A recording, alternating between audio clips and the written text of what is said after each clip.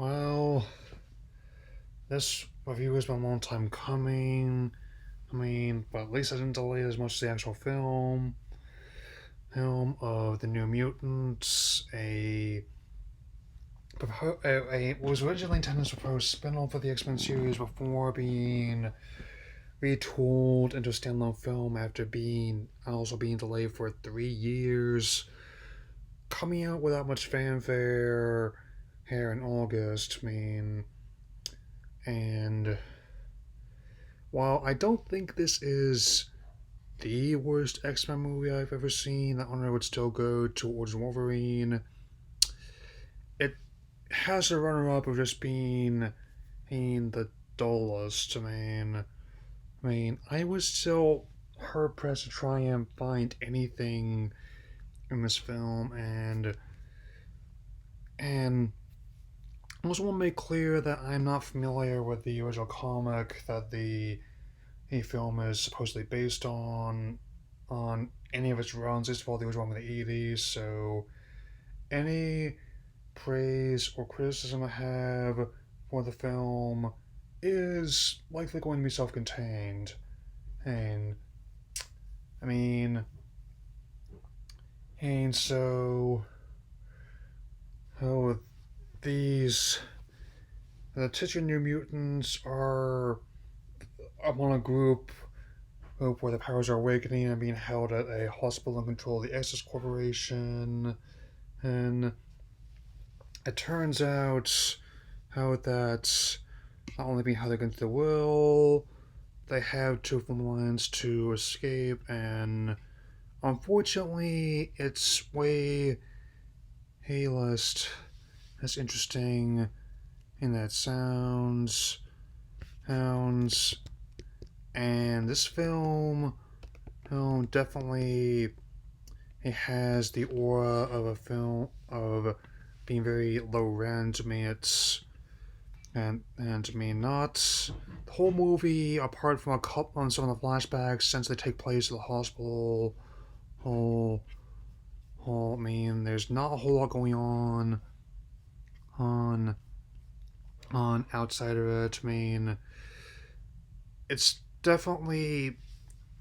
So not a lot of people like this film, and even if I were to remove the currently ongoing pandemic from the equation, and it actually made less money than the infamous Dark Phoenix did. And that's me being charitable.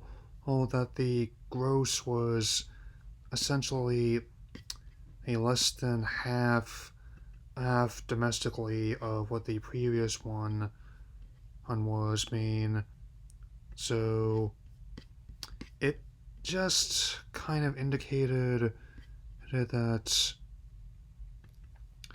it was like you.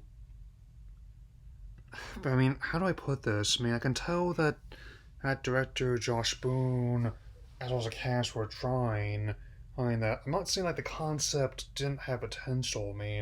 I was one of the people who was actually excited for the movie, but as time went by, months and even years fell off the calendar, or I was just surprised it even came out all this when supposed to host. Apparently they couldn't just dump it on streaming because even when a lot of people can't make it to theater or can't even want to leave the house as they have to, who I just now rented it on my PS4 just so not just playing Jedi Fallen Order and watching Cowboy Bebop again, which is also true. The film supposedly cost a ballpark of $45 million and barely even grossed back that worldwide. So exactly, I can tell that Alice Braga as Celia Reyes is an alright villain, but and it's also in points where they actually use footage from Logan, even though this film takes place chronologically before that one, supposedly. Supposedly since I'm not sure either how Transgender got the footage from the SX Corporation, or how how how they were able to keep it under wraps for so long because it was decayed. It's just just a real letdown. And even with my expectations being pretty low, oh, why is it that my two least favorite X-Men movies, by sheer coincidence, managed to be released in years when there is no MCU films on the calendar? Because Black Widow and by proxy, all of Phase 4 and 5 got pushed back past 2021 onwards. I mean, and also I could tell they were trying to go for a darker, more horror themed version story, but there are points where they're meant to be. I could tell they're meant to be serious, but instead I laughed. Which isn't a good sign. I mean, I do give. I could tell that how that Boone wanted to make something of substance, but even he's admitted that the experience just wasn't the best time making this movie at all, especially with how long on stretch it was just to get there. I mean, most of the cast is fine. All things considered, like so, Blue Hunt as Moonstar is fine. Fine. Fine. Maisie Williams as Wolfsbane is fine. Fine. Fine. But and I am at least glad that they did cast an actual oh Brazilian actor her as Sunspot, though. Even though McLeod wasn't a big fan of casting Henry Zaga, I also, for a different reason, because this character I think also previously appeared in Days of Future Past by a completely different actor, so I had to wonder how this impacts the timeline. And so it's definitely gonna be something to see what happens and for a potential reboot of this film in the next few years or so. But I can only hope that it can be a better one. But only a couple other characters who unfortunately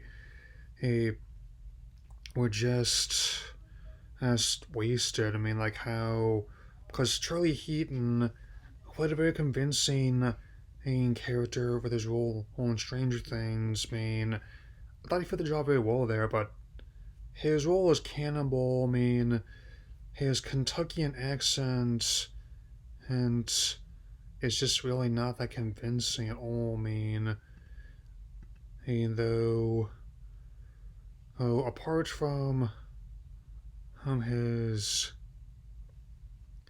how what happened to his father, or there's not a whole lot there. And even in the case with I think out of all the characters that just seem underutilized, as Rasputin and as well as her as Anya Taylor Joy, I seem to get the worst of it for me. Since where again, I have not read the comics, so I'm not that familiar with the character, but in when the characters made appearance in other versions of the story, Hori, she tended to be a bit more than just casually making condescending remarks towards other characters, especially in Moonstar's case. Is and she really is one to talk, especially given how if you thought Scarlet Witch's accent was bad earlier on, I have expected her to say it was Moose and Squirrel at points in the film. It was that bad. I mean, I mean, don't get me wrong. Anya Taylor-Joy is a good actress, but it's she can play many roles convincingly. A Russian and mutant, regrettably, is not one of them, and I may not be at liberty to confirm or deny whether or not the proposed reshoot ever took place. However, it still comes off like this is a movie that has the fingerprints of executives all over it. Over it, even with the turmoil the production went through. It definitely shows in the final product. On it, and this is another movie where the whole third act ends up basically being more or less the only a major action scene if you exclude the flashbacks or traumatic backstories. Like with, with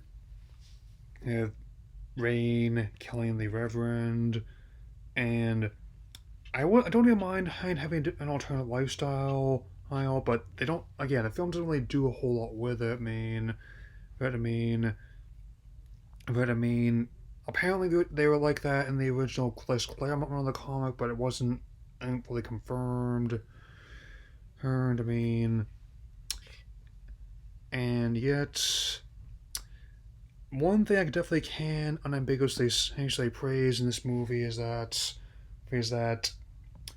it's at least short. At 94 minutes, and it's not gonna be a too much. I might consider doing a spoiler review, who once it comes on streaming platform, but apart from that, it may not be my least favorite film this year, but it's on that list at least. It's not even like a fun mess like Doolittle, or even a spectacular disaster like Artemis Fowl.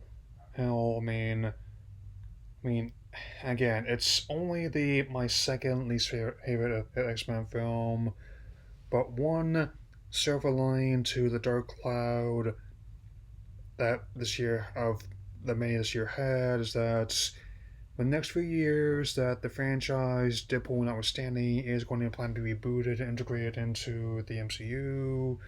Who here they even potentially a but these elements of House of M storyline and WandaVision, and again, I'm not familiar with that one, but given Scarlet Witch's involvement in that storyline, it does make some sense to me. And the multiverse concept is potentially endless, so Logan was brutal, badass, and in many ways beautiful. Deadpool 2 was a delightfully tongue-in-cheek dark comedy. Even Dark Phoenix, for all its faults, had potential. Oh, oh, and it just was another case of being he held with him by the suit. So, but this just feels like less like a Marvel version of the Dream Warriors, and instead more like a sci-fi originals TV movie that you'd probably watch with a bunch of friends, but even that, like, this one basically gave me nothing to work with, even just to make fun of. Even in times where I was trying not to laugh, it's just, it's, this is how the series ends, not with a bang, but with a small whimper. If I reach 2 out of 4, I'll definitely make the most of the last few days of this year, and hopefully, I can definitely say, here's a better 2021 later.